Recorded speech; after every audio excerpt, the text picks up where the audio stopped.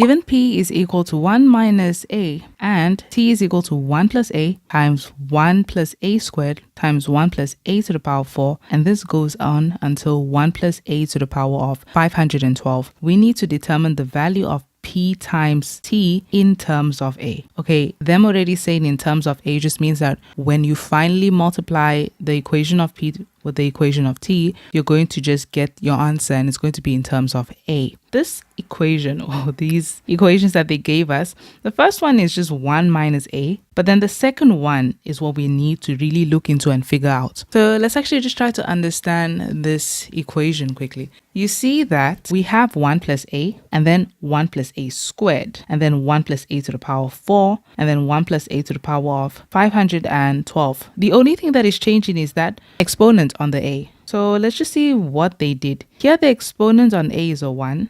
And then we have the exponent being a 2. How do we get from 1 to 2? Well, we could say 1 times 2, and then that gives us 2. And then we have a to the power of 4. So how do we get from 2 to 4? You could also say 2 times 2, and that will give you 4. If that is really the pattern, then we should have it like this. And let me just rewrite what is there first. So I'm saying the next term because it seems like these exponents, they're just being multiplied by 2. So 1, and then 1 times 2 is 2. Then 2 times 2 is 4.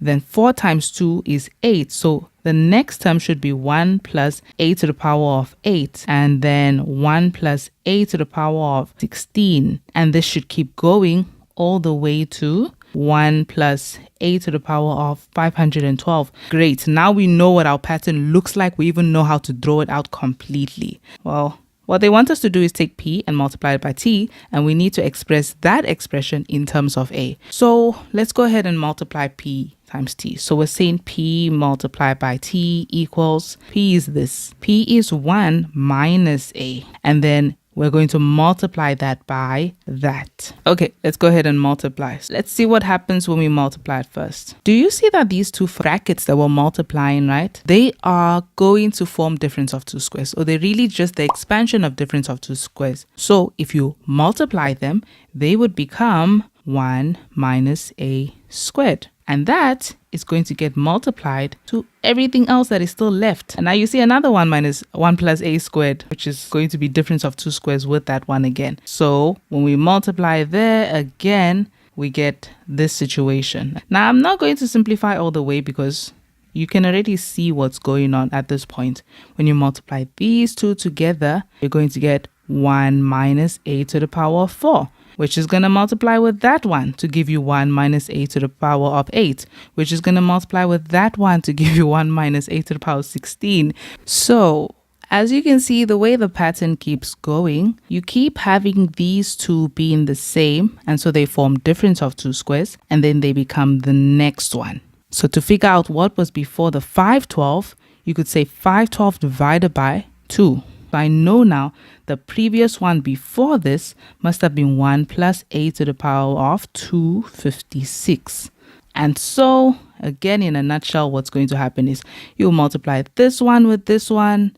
Then that would become 1 minus a to the power of 8. It would multiply with this one and become 1 minus a to the power of 16. And then you're going to get to a point where you will literally just have 1 minus a to the power of 256, which would multiply with this 1 plus a to the power of 256. And of course, you still have that 1 plus a to the power of 512. Then when they multiply, they will become 1 minus a to the power of, remember the bases are the same. When you're multiplying, you need to add the exponents. That's actually what's going on there. When you add the 256 and the 256, they give you 512. And then you're going to multiply that 1 plus a to the power of 512. And then that is going to give us, base the same, multiplying, add the exponents, it's going to be a to the power of 1024. That is what p multiplied by t is. It is 1 minus a to the power of 1024.